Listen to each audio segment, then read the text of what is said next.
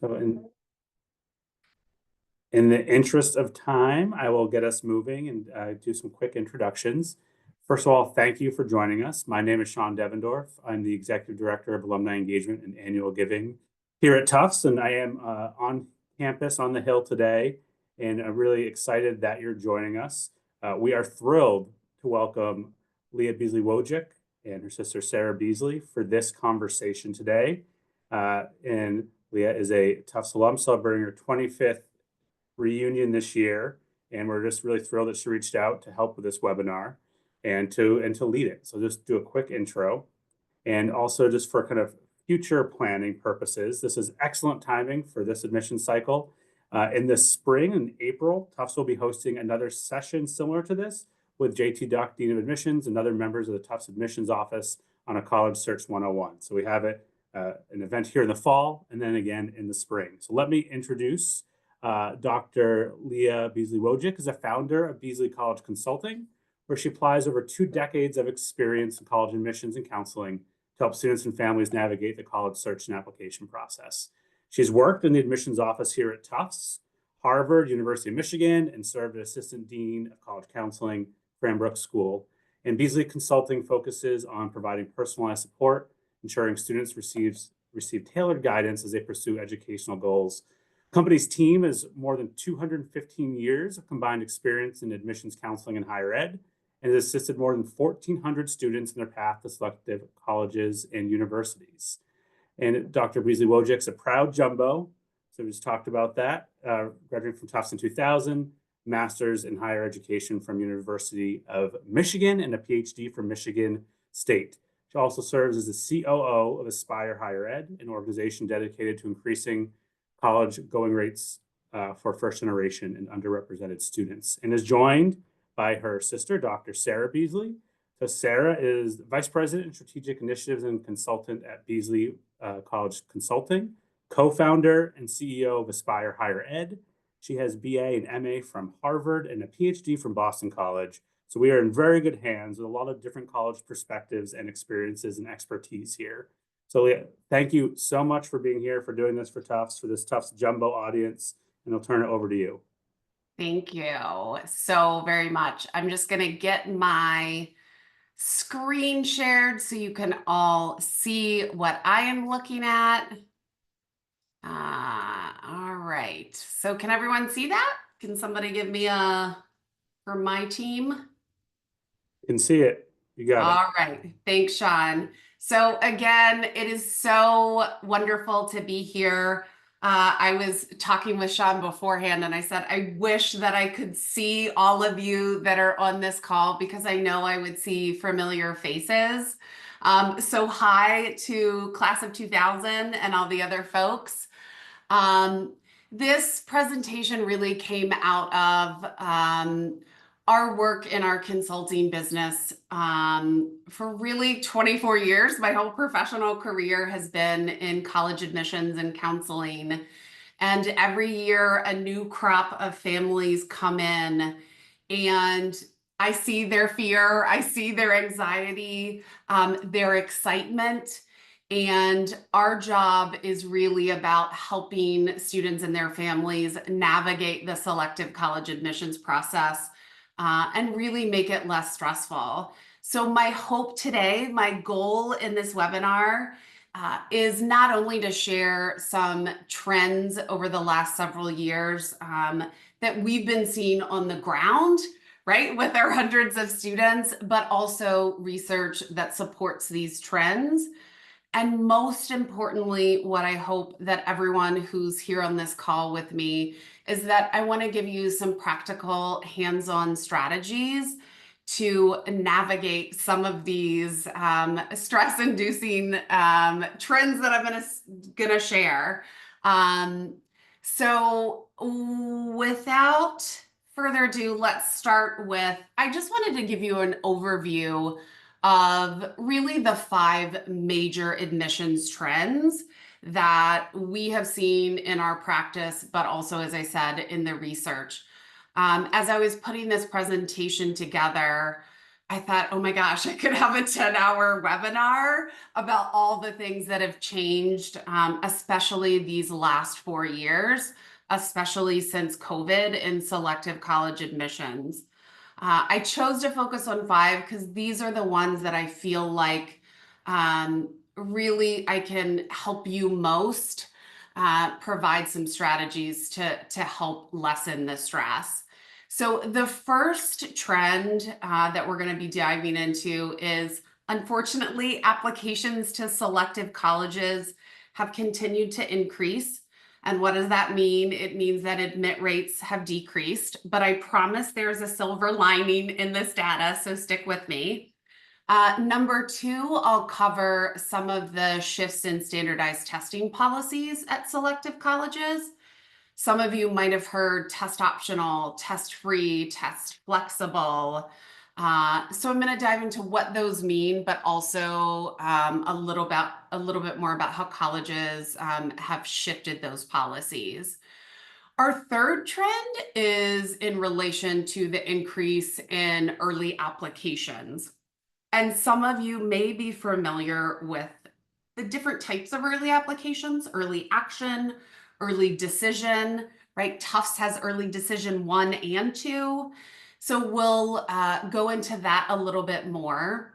Our fourth trend is that we're seeing some colleges utilize demonstrated interest more than before. And in fact, when I applied to college many moons ago, I had never heard of this concept of demonstrated interest. And I'm sure most of the parents on this call have not either. So I'll explain what it is and how it's used. And then finally, we'll talk a little bit about the 2023 Supreme Court case that essentially banned the use of affirmative action in college admissions and some of the trickle-down effects from that ruling.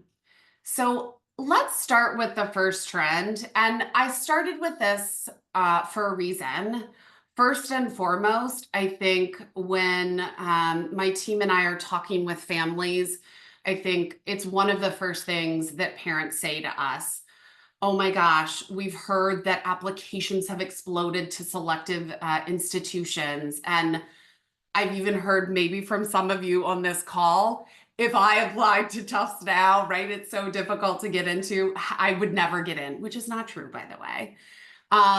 The other reason why I wanted to highlight this area is I can give you some helpful strategies to really make sure the process is student-centered and to keep some of that application increase, admit rate decrease at the periphery of your child's search. So we'll start with a couple numbers. And this is actually good news. So there was only about a 7% application increase in across the board. And this data comes from the Common Application. And some of you may be familiar with the Common App. It's accepted at over 1,000 colleges.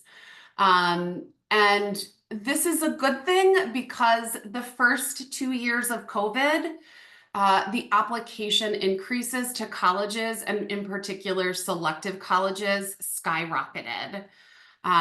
So this is actually a good thing that there was only a 7% increase. The other thing that I wanted to concentrate on for you is really to provide a little bit more nuanced information about the data. And I'm a data nerd. I think Tufts helped me become a little bit of a data nerd. So the first nuance in that data that I think is important for you to know as you approach this college search, or if you're already in the search, is over the past 5 years, we saw a 60% increase in early applications. And that is when a student applies early in their senior year, whether it's via early action or early decision, priority notification, restrictive early action. There are all these terms, right? And I'm going to go into those terms a little bit later in the presentation. But that increase is really dramatic. The other information that's important to know, and we absolutely have seen this on the ground with our students, is there was an 81% increase in applications to public flagships. And that increase primarily came from out-of-state students. So if you're thinking about, right, one of my other alma maters, the University of Michigan, right, out-of-state admit rate, much, much lower than in-state admit rate. So we've seen some dramatic increases, and not just to places that are the brand name, like a Michigan or a UNC Chapel Hill or a UT Austin. One of the stats that I share with students to help them understand this landscape now is the University of Tennessee, Knoxville. Up until last year, most in-state students were gaining admission, about 2/3 of students. This past year, their out-of-state student admit rate dropped to 23%. And I'm not telling you that to scare you. I'm simply saying we have to reframe the way we look at colleges and how we talk about them. This isn't the selective colleges when we applied 20, 30 years ago, maybe 10, even 5 years ago. And we just need to be aware of that. The other thing to note is that major matters. So while a lot of institutions do not admit by major, right? Tufts is one of those. Some colleges do. And so if you have a student that is interested in computer science, engineering, business, those fields are gaining lots of traction and are really popular. And that can be a heavier lift if you're an out-of-state student and you're looking at one of those competitive majors. So again, I know this sounds gloom and doom. I promise there are some tips on here to help you navigate this. So I wanted to show you some data again from the Common App and really where this increase year over year happens. This past year, the good news is the greatest increase was really at the less selective and the more selective schools. And if you hone in on that most selective group, those colleges that are admitting less than 25%, compared to the others, that was actually the smallest increase. So I see that as a silver lining.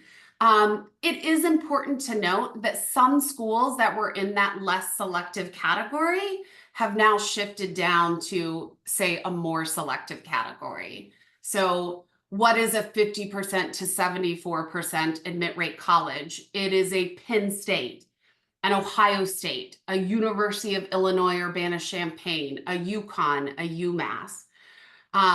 So the good news is that most selective, if you're looking at some of those most selective colleges, that increase isn't as significant as some of the other tiers of schools. So what can you do? And if you forget everything I say tonight, really focus on this part of the presentation, please. The first thing is really to ensure the college fit of your child. And 20 years ago, the term fit was not really used. And I'm happy that it's in the kind of lexicon in college admissions, but what I see a lot with families is they don't understand what that means. And we kind of break it down for our students to talk about the 3 legs of a stool. So you have the academic fit. Right? Does the school offer the major your student is interested in, basically, right? Is the academic culture competitive? Is it collaborative? Is it hands-on? The social fit is that other leg. And does the student, right, want to have big Greek life? Do they say, oh, that makes me sick, I don't want that, right? Do they want a campus where there's lots of political discussion and, community service every student does? So you've got to think about academic fit, social fit, and then parents. Usually students don't care about this leg of the stool, but I know you do with the rising cost of college. It has to be a financial fit as well. And so I think if you can keep those things in mind with your student and ensure it's covering those 3 legs, you're already off to a good start. The other thing that we encourage all families to do is cast a wider net. I cannot say this enough. Look beyond brand names. It is completely okay to have brand name institutions on your list. But if your list doesn't have some hidden gems, I challenge you to do a little bit more research to find those hidden gems. I hear all the time from families that I've worked with, right? 3, 4, 5, 6 years down the road. Oh my gosh, Leah, had you not suggested X college, my child never would have put it on their list and they wouldn't be as happy as they are. And I mean that wholeheartedly. So ensure that you're looking at different schools. I wanted to give you a starting point for some thoughtful research, places that we go and we share with students. I am not a huge fan of college rankings. I will put that out there. We did many a presentation on college rankings. But there are certain areas where you can get that helpful, useful information. So I've listed some of those for you. Some of you may remember the FISC guide, the green and blue book that you opened with all the college profiles. You may not be familiar with things like Georgetown Center for Workforce and Education, their ROI list, so return on investment. You probably have not heard of the Hechinger report.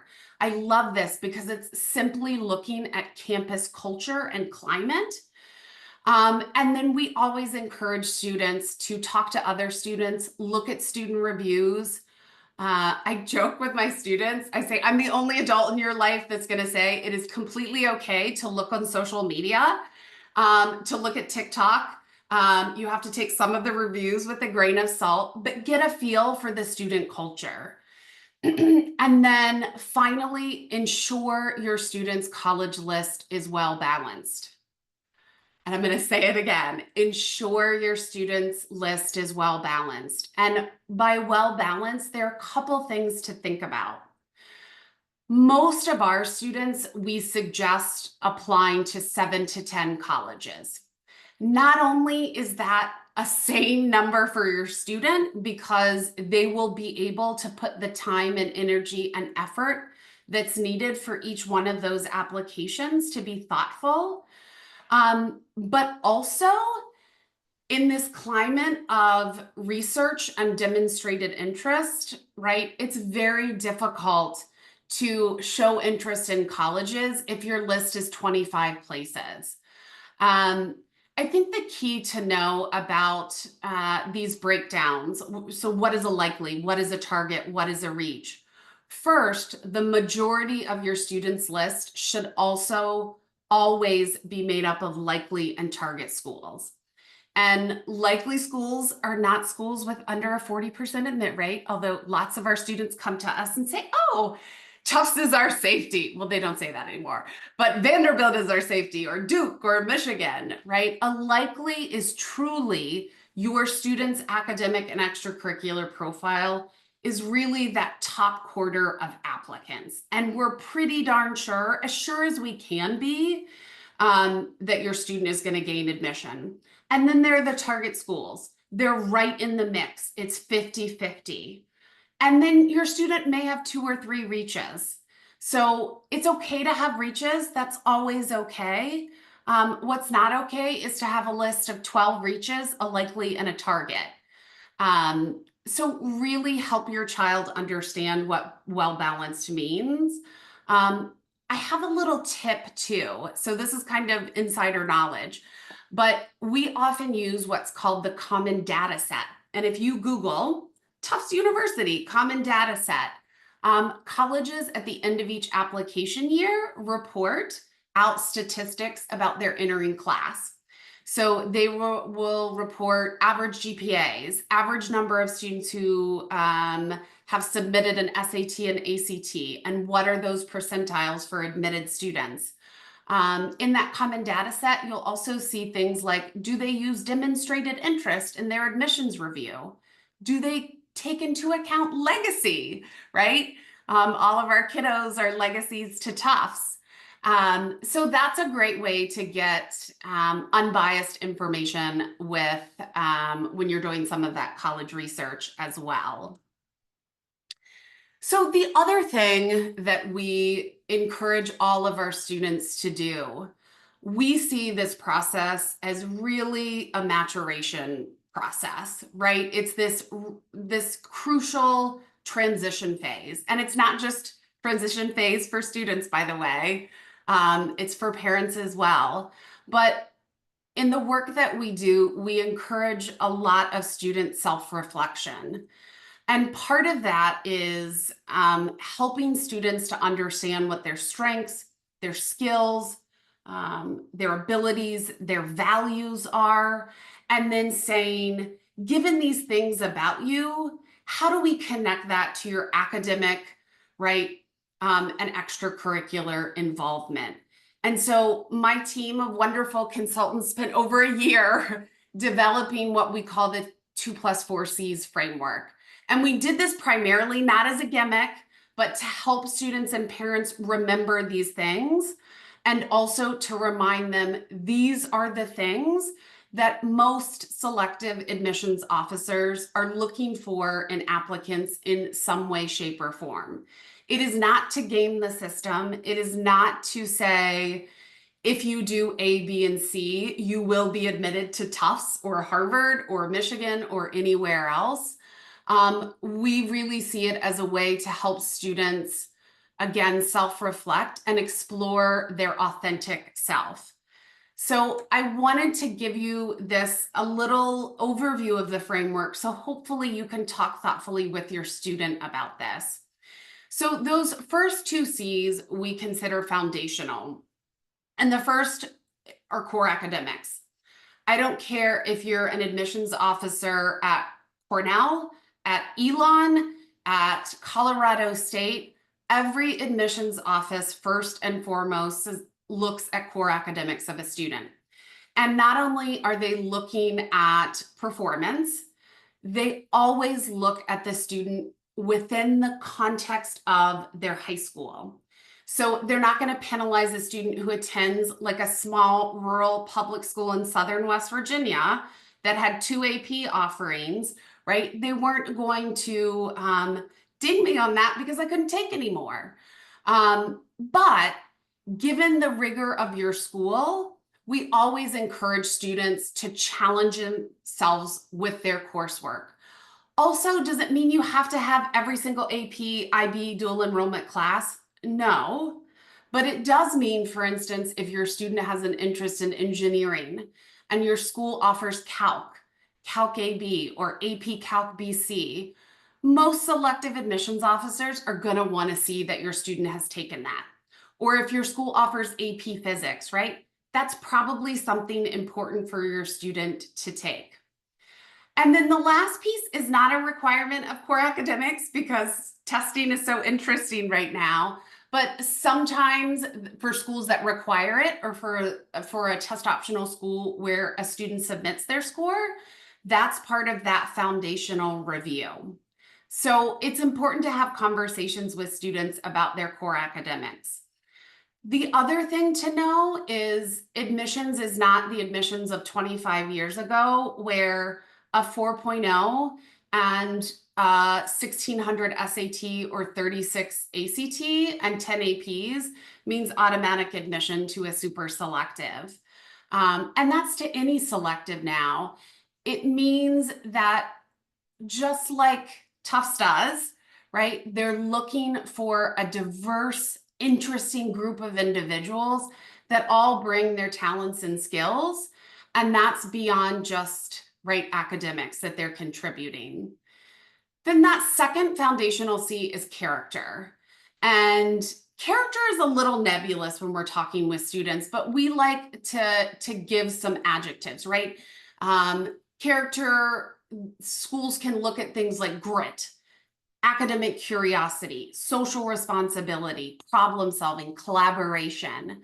And those things can be really shown in activities that the student chooses to be involved in. It can come out in the student's essays. And then also being really thoughtful about who you ask for recommendations, because those characteristics, those character traits can come out there. So those are our two foundational C's. Our 4 C's are the 4 C's of involvement.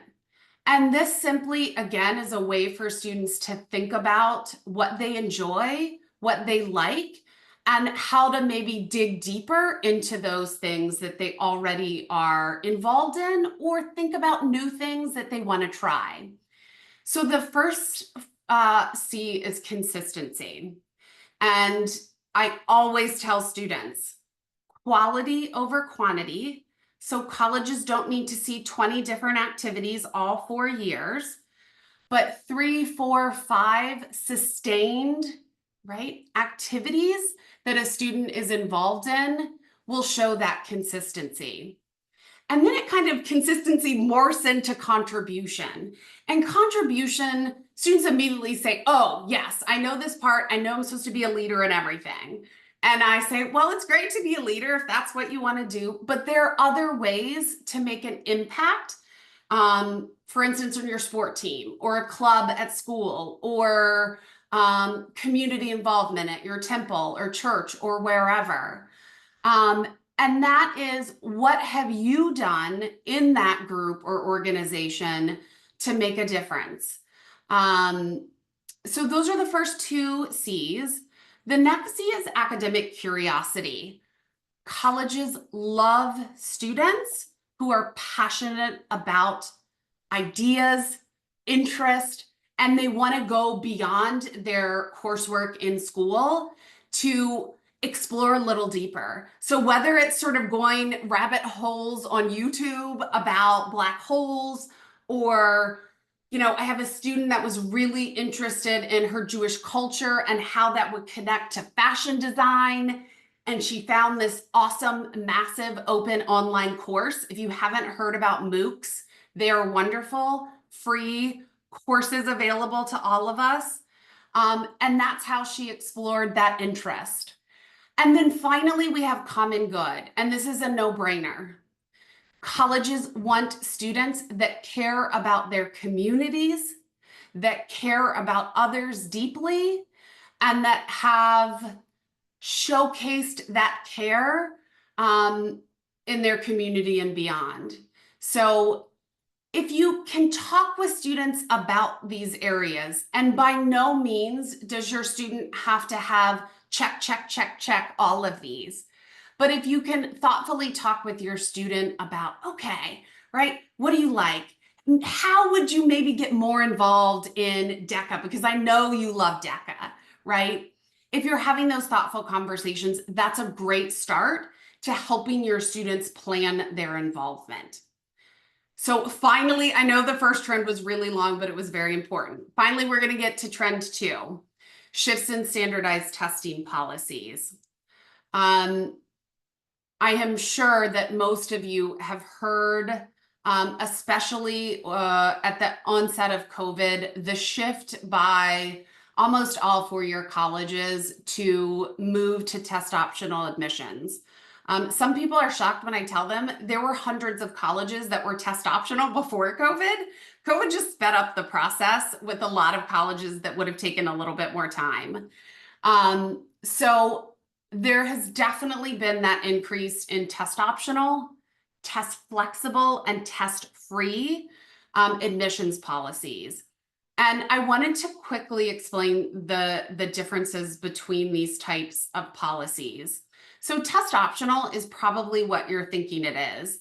A student as an applicant, it is optional whether or not they want to submit a standardized test score, ACT or SAT. If a student decides to submit, it will be used in the admissions review. If they don't, there's no penalty to not submitting the score. Test flexible is, and there are different kind of flavors of test flexible. Most of the time it says, yes, you can submit that ACT or SAT, but you can also submit 2 or 3 AP scores if you think that's a better indication of your academic capabilities. And then finally, there's test-free colleges. And the bulk of these that make up this 9% test-free colleges this past year. The University of California system is all test-free, as are the Cal State schools. What's important to note beyond that 86% of four-year colleges are optional or flexible and 9 are test-free, there has been a little bit of a shift in that upper echelon of super selective schools that some are reinstating their testing requirement. So even though it's a small number overall that require scores, this past year it's 5%. And we don't have a crystal ball, but we don't think that there's going to be a huge jump. But there may be some of those more selective schools that jump back to requiring. I gave you some examples of some of those that changed back. Brown, Caltech, Harvard, Dartmouth, some of the publics you see. So just know that the policies have shifted a little bit, but we still see in the future the majority of colleges being test optional or test flexible. So what can you do about this? First, we always encourage all of our students. Most of our students are starting work with us in sophomore year, and we encourage all of our students to go ahead and prepare to take standardized tests. We recommend for students to take a practice ACT and a practice SAT, see which they like better, see which they perform better. The other thing that I see a lot of really gung-ho families, they come and say, oh, Janie is preparing. She's been since 9th grade, ACT in 9th grade, 10th grade SAT. She's going to take both. We know that helps. It actually does not help to send both. So help your kid keep a little bit saner in this process and focus on prep for only one test. The other thing that I really encourage you to do, because these policies are so school specific and they're shifting so often, is research testing stats. The policies can change. Go to the source. And then finally, if you do have those test scores and you are looking at test optional or test flexible schools, only submit scores that are really going to give your child a clear advantage. And the immediate hand up question usually when I can see my audience is, wait, what does that mean?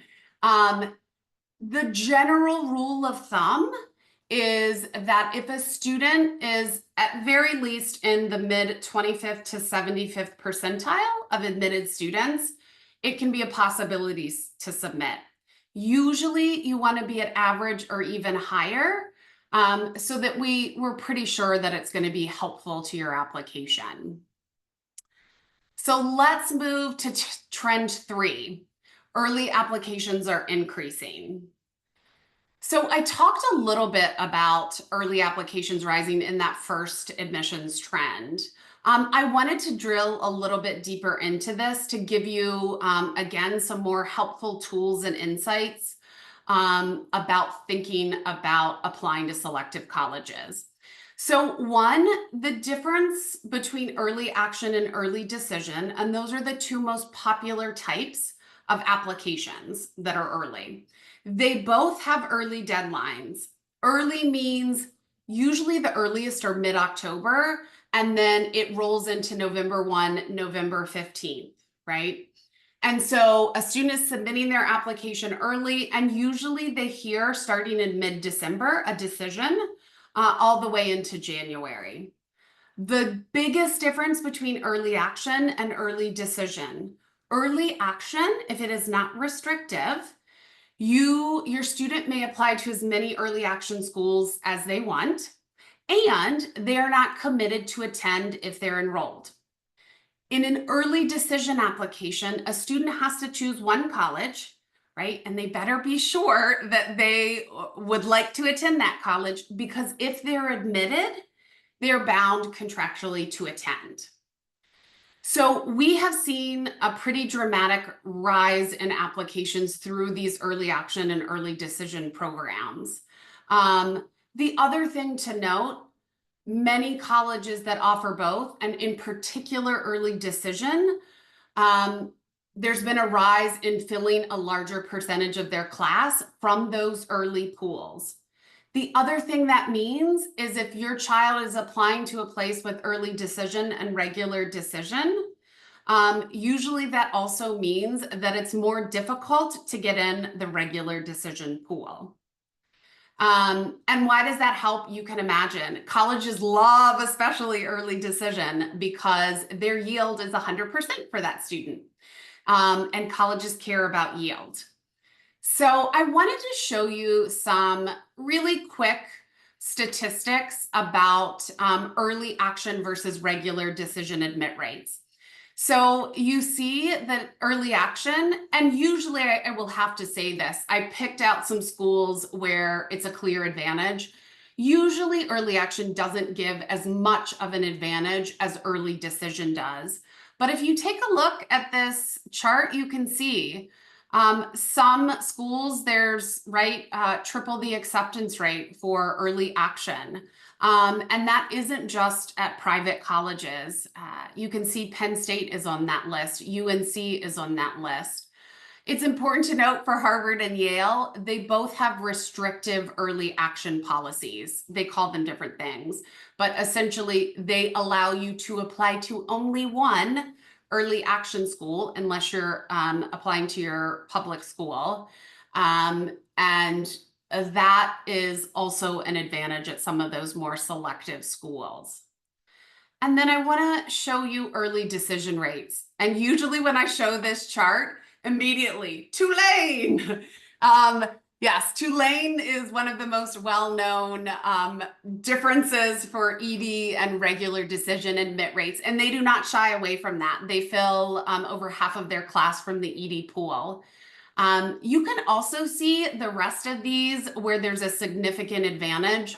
A lot of them are small liberal arts colleges. The Bucknells, the Wesleyan, Colby, Williams. But then we've also got some publics in there. So again, what can you do about this increase in early applications? So I think one, obviously, if a school offers early decision and early action, consider it for your student. Never, ever have your student apply early decision unless they've done very thoughtful research. I, in fact, just was in a student meeting from a student from a private in Massachusetts who said, I am so glad that you made me visit Northwestern because I hated it and it was my ED. And I said, exactly why you need to visit your ED. So always visit whenever possible. Many schools also offer a second round of early decision. Tufts is one of them. If a student doesn't get into their ED1 school, or if they choose not to do any early applications, they can always do an ED2 elsewhere. And then finally, in order to ensure that your student is prepped and ready for those early applications, we recommend to complete testing by the summer after junior year. And luckily, since I applied to college, there's summer ACT and summer SATs, which are wonderful. Most of our students too, this was a question beforehand that was submitted. Most of our students are taking either SAT or ACT 2 to 4 times. That's pretty typical, although some are one and done. And then finally, encourage your student to begin work on application and essays over the summer before senior year. I know how hard it is to get students to do that because that is my sole job. But the more they do, the better off they will be in the fall in terms of anxiety of all that comes with fall of senior year. Okay, number 4. Colleges, and some colleges, not all, are increasingly using demonstrated interest in their admissions process. So as I said at the beginning, I had never heard of the term demonstrated interest when I was applying to colleges. When I worked in the Michigan admissions office, we had never heard of demonstrated interest. It's definitely coming into the lexicon now. And essentially, demonstrated interest is probably what you're thinking.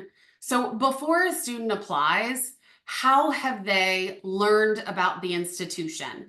How have they connected with the institution via things like campus visits, virtual events? Have they emailed their admissions rep that reads for their school? So those are some ways. Have they followed social media? And the admissions office for Tufts, for instance.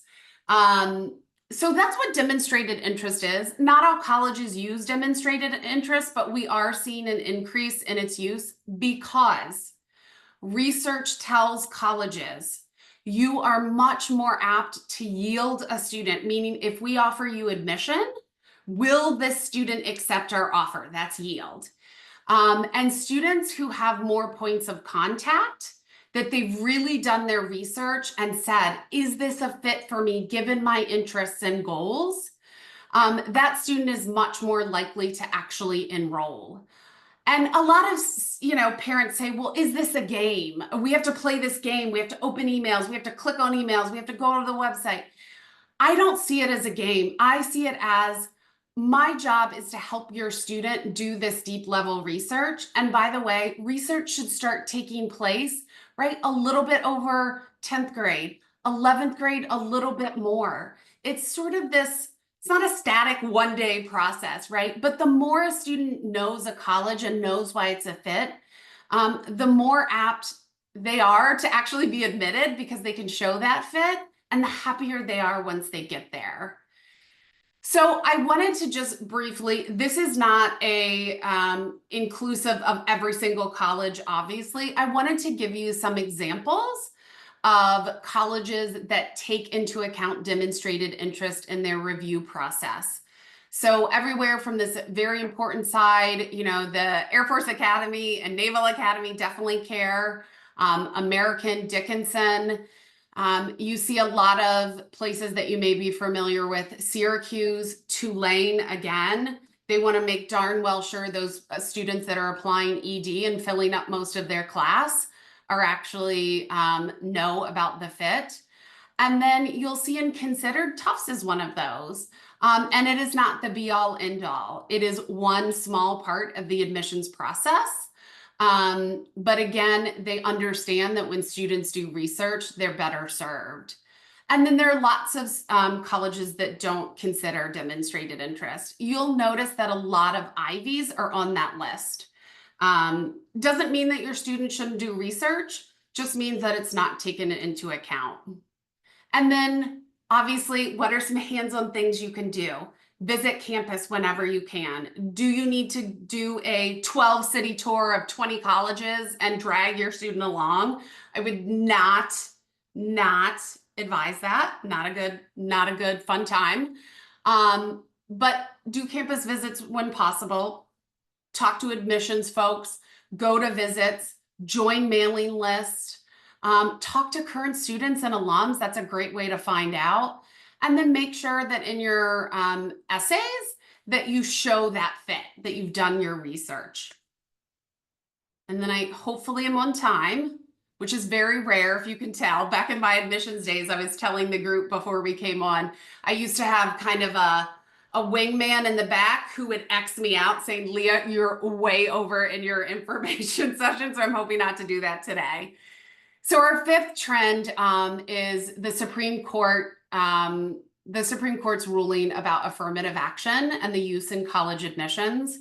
And then the trickle-down effect of other factors that are used in selective college admissions and what that may look like moving forward. So hopefully you've heard about the Supreme Court's 2023 ruling. I am going to, so for those of you attorneys in the group, please don't get upset with me. I'm giving the layman's version here, but essentially colleges can no longer consider race and ethnicity as one of the factors in selective college admissions. There is the ability that was written in as kind of a little workaround to say, if students talk about their background, ethnicity, culture, their personal story that includes those things, that actually can be used in a holistic admissions process. Colleges were hoping that this wouldn't go through, but when it did, they had to adapt quickly. And one of the main things that they did is they either revised their current supplemental essays, many colleges, in addition to the main personal statement that's required through the Common App, they have additional supplemental essays So they either revised those essays or added essay prompts to help kind of indirectly address diversity. The other thing that this brought out is there are groups now that are really putting the spotlight on legacy preferences. And some colleges have made a commitment to not look at legacies in the process. So MIT, Amherst, Johns Hopkins, Wesleyan. You may have seen recently Gavin Newsom in California said that none of the UCs or Cal States would take into account legacies. So that's definitely a shift. We've got some litigious groups in our country, so we'll see what happens moving forward. But I think that's the next thing that is really going to be on the horizon for selective college admissions. So what can you do? Obviously, spend time on essays, share personal stories about your culture, your background, your identity, how that shaped you, why it's meaningful to you. The other thing is discussing how you've made a positive impact in your community or how you've addressed important social issues, right? To show, again, that contribution piece of the 4 C's of involvement. So, one more plug, Sean, I hope you don't mind. You already said this, but just wanted to give as I wrap up my presentation.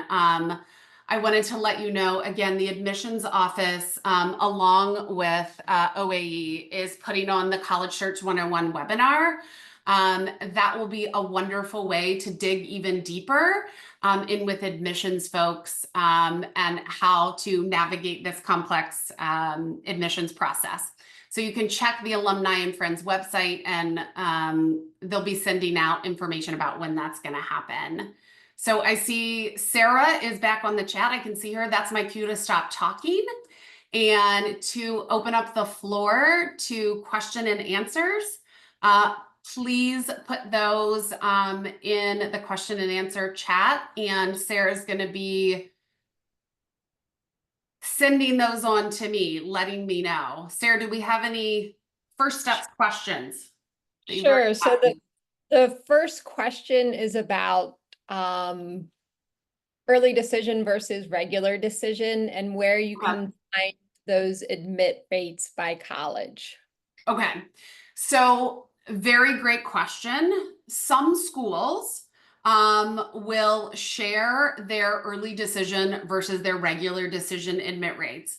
A no-fail place to look is that common data set, again, that I talked about. So if you Google, Barnard College, common data set, you will sometimes see those admit rates. Some schools also do not share their ED versus their RD admit rate. They only share their overall admit rate. So sometimes those numbers are not available, but you can really kind of guess that ED pool is going to have a higher admit rate overall. How about other questions, Sarah? One other question, do you know if Tufts still gives an admissions advantage to alumni children? So I will defer to the Tufts admissions office to answer this in their College 101 search. Again, if you look at Tufts Common Data Set, so I'm not being coy about the answer. It changes yearly. So you'll get more information for this upcoming cycle. Again, Tufts has their common data set too. You'll notice they don't have their ED rates on there, so you're not going to find the Tufts ED rates. But you will see what they take into account on that common data set. And last year's common data set, they do say they considered alumni relation. Okay. And just know, again, that could possibly change, right? But for the time being, they are. Yeah, thanks, Sarah. That's helpful. A question about any advice for students hoping to join, say, D3 athletics, and does participating in sports showcases show demonstrated interest? Yeah, so obviously, if the coach, right, notices you and you're having a conversation, that's a point of connection and you're learning more about that institution. It's not an automatic demonstrated interest point, which, I mean, some places that exists, but most places it does not. Being an athlete, just like any other special talent or skill, can give a student an advantage in the admissions process. Specifically D3, they cannot give academic scholarships like D1 schools, but it can be a factor in the admissions decision.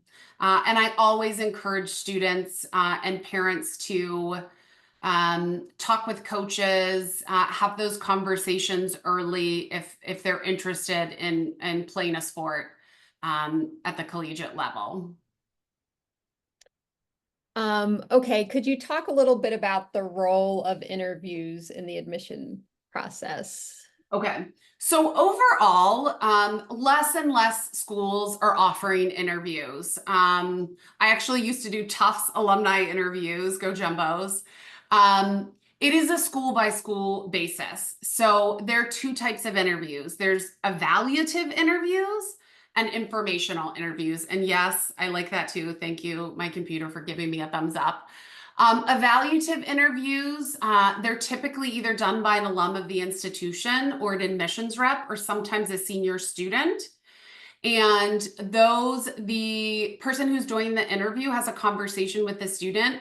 They write up some notes and that is entered into the student's application file and used in the review process.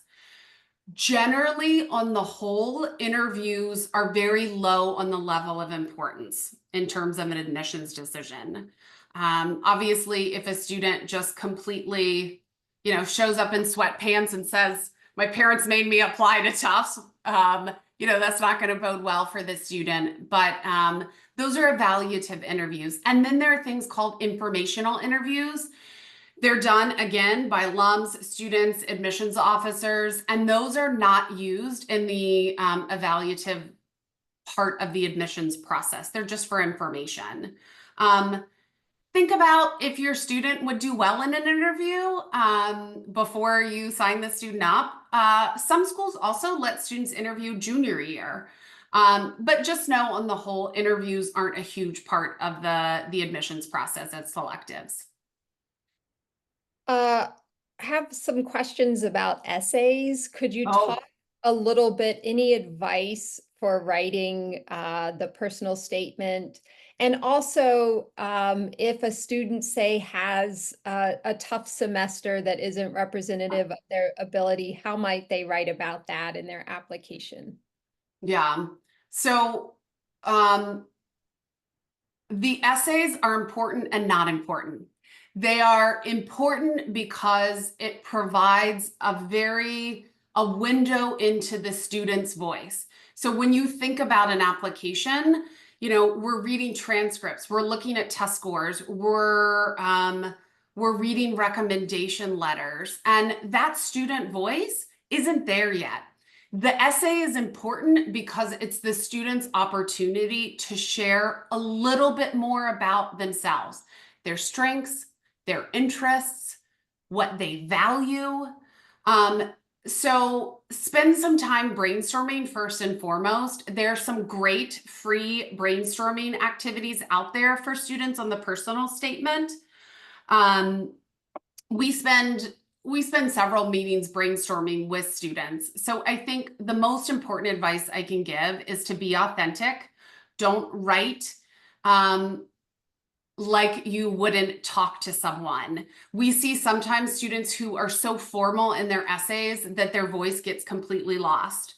We see sometimes where it looks like a 50-year-old mom or dad may have written the essay. Stay away from that. Usually the other general rule of advice, and again, this is not for every student, usually sharing one story that goes deep and shows 3 or 4 of those values or characteristics about the student, that is often the easiest thing for a student to write about. Their use in the process varies. Again, it provides a window to the student, and that's really important. It's also important to know that an admissions officer usually spends about 8 to 10 minutes on an application. And as much as we want it to be perfect, polished prose, the most important thing is that that voice of the student comes through. Did that answer all parts, Sarah? Did you talk about if say there's a circumstance where a student had a Oh, bad semester or any type of extenuating challenge. circumstance or challenge? Yeah. Yeah, so this is what I also tell students. If it is not in your application, an admissions officer doesn't know about it. So absolutely, the more context you can provide, do so in your application. If there was a tough semester, maybe a family member passed away, or you had surgery or something, you know, akin to that, tell an admissions officer. Even if it's not in your personal statement, there are ways like the additional information section of the Common App that you can share that information so an admissions officer understands about maybe how that affected your academic performance or maybe your activities as well. This is maybe another two-part question, slightly similar. Any advice on how to narrow down a student's list? And secondly, students who do go to, say, their target or likely school, sort of mid, slightly less selective versus the highly selective. Outcomes, any place where folks can see outcome differences, achievement levels, life satisfaction, and so narrowing down list and the type of school a student attends and if there are outcome differences. Okay, so the first question is about narrowing the list. I think what tends to happen is as students are doing that more thoughtful research, they're delving in, they're visiting, they're talking to folks. Usually that list tends to narrow itself for students. And I think if you start with don't start with 50 schools on a list. Start with 15, 16, 17 as a starting point.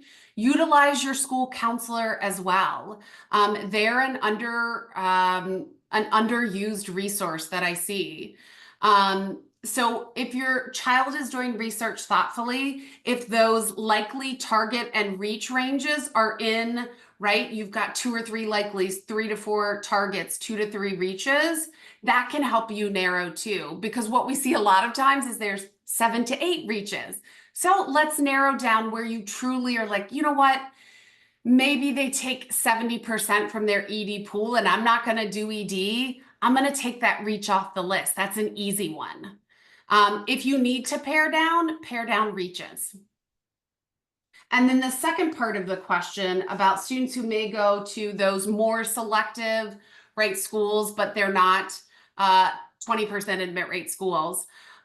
We really encourage students to think about creating opportunities wherever they are. And we have students that go to small private institutions in Southern West Virginia that then go on to top law schools, top med schools. And the reason why, they have much more faculty connection. Those people know the student well, all the way up to the president, and are vouching for those students in applications. So take opportunities wherever they are.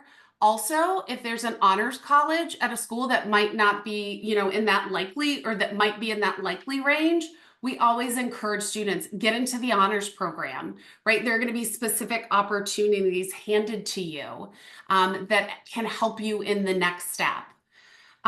Where can you find some of these metrics? If there was one place that you could see everything, I would be a billionaire. Usually we have students really hone in on each individual college to think about outcomes. In terms of if they're looking at med school, if they're looking at law school, if they're thinking about a certain career, you know, talk to the career advising folks at that institution. That's deep level research that you can do. And yeah, hopefully that gives you enough of an answer to start in terms of outcomes. But again, I encourage you, we see students, we don't only work with the students who are applying to super selectives. And I can tell you, we see success across the board for those students who take advantage of opportunities wherever they are. Leah, I think we have time for one more question. We might be Okay. able to get two more. Okay, We'll one make it is short. gap years and admissions. How does admissions view that? And if we have time, a question about it doesn't make sense to apply ED if you're uncertain about paying or affording the college. So Awesome question. Okay, gap years. We are seeing more students take gap years, or at least look into gap years. I think the most important thing, colleges love students who do gap years that are meaningful, that they're where students are exploring something deeply, and they can show a college that they've spent that year learning about themselves, and usually contributing in some way, shape, or form, right along those lines of common good. So gap years usually are not a bad thing. The other part, or the other question about if you're uncertain about finances, should you apply ED? Several things. This is my beef with ED a little bit. You cannot compare financial aid offers or scholarship offers if you're applying ED. You can, as an ED app, and you should submit the FAFSA, and if they require this ESS profile, you usually will get an estimated aid package. And in fact, that's the only out of an ED contract. If that package isn't to your liking, that's a way to pull out of ED. But we really don't recommend students who are really need to have that comparison shopping to apply ED. And I know that is an unfair part of ED, but it simply is. So hopefully I answered both of those last questions quick enough. I think that we are at time. Thank you all so very much for attending. I really hope to see many of you at my class reunion in the spring. And again, be on the lookout for those Tufts alumni events that are upcoming, and that College Search 101 presentation that's going to be this spring as well. So thank you so much. Thank you to Sean. Thank you to Sarah and Ryan. And we hope you all have a wonderful rest of your night. Goodbye.